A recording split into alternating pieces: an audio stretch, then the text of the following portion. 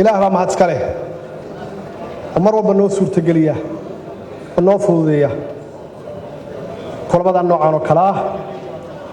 khaasatan kulankan maanta aan isugu nimid oo ah gabagabada wadatashiga qaranka uu hogaaminayay ra'iisul wasaaraha ay qayb ka ahaayeen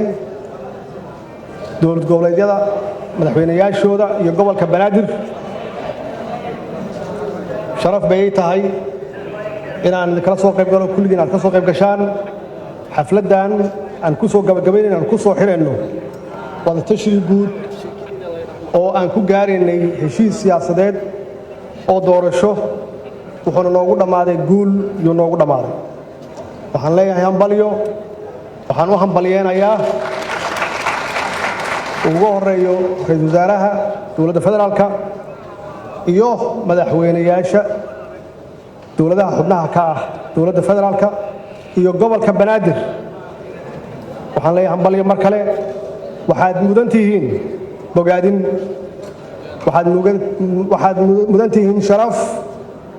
waxaad mudan tihiin ammaan shaqadii adkayd oo aad qabateen oo aan ognahay oo muddada dheer soo jiitamaysay doodii adkayd aad soo gasheen 3 bari 4 bari aan soo dhaafnay oo ay maanta ugu dambeysay dulqaadkiinii faraha badnaa iyo dadaalkiinii ay ugu dambeysay tanaasul inaad la timaadaan oo isu tanaasushaan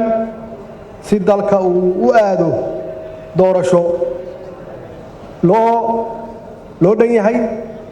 doorasho raali laga yahay doorasho wada ogol ah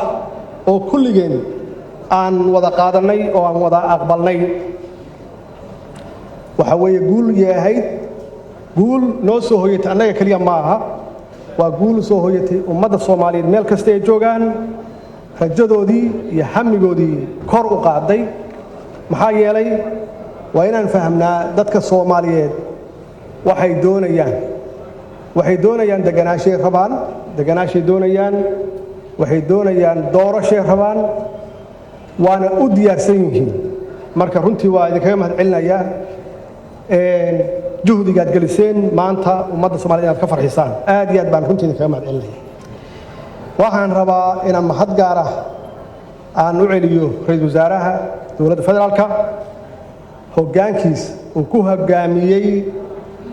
sida uu u cazumay dowladaha xubnaha ka ah dadaalkiisii faraha badnaa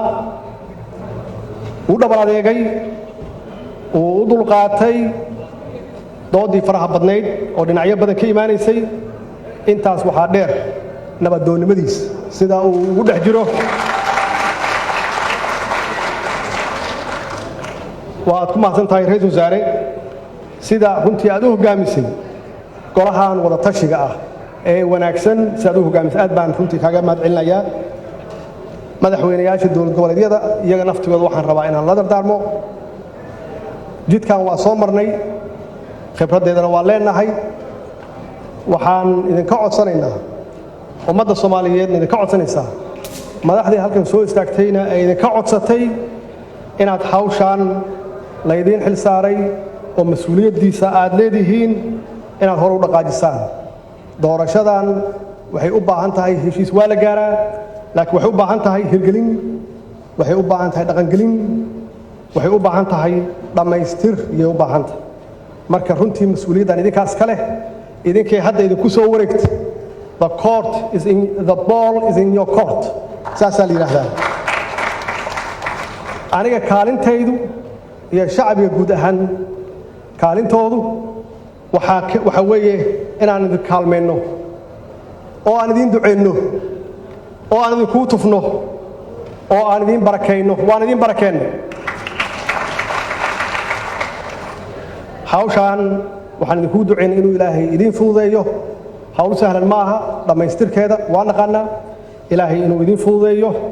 oo doorashadan inoogu dhamaato doorasho nabada doorasho hufan doorasho xalaal ah murashax kasta qof kasta muwaadin ah oo doonaya inuu dalkiisa u adeego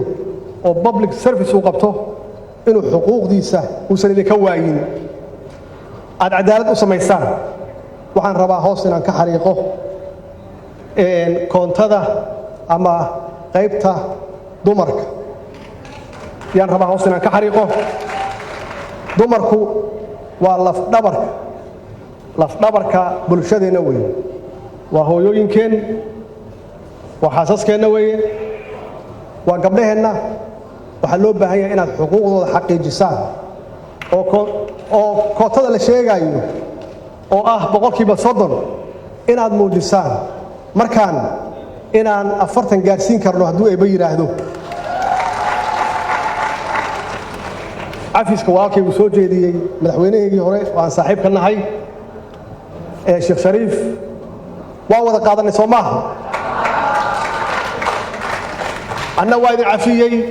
cafigiina waa qaatay aadaan iscafinay waa qaatay waana runtii wax loo baahan yahay inaan ka gudubno siduu sheegay waa dhab waxa weeye waa siyaasad waxaan ma aha qof nacbaysi ma aha suu sheegay weeye marka cafiskaas ilaahay hanoo qaado qulubteennana ilaahay soo geliyo iyadoo dhab ah waxa weeye waxa ballan noo ah inaan diyaar u nahay ama aan u diyaar garownay doorashada insha allahna doorashadan waxay ku dhammaan doontaa guul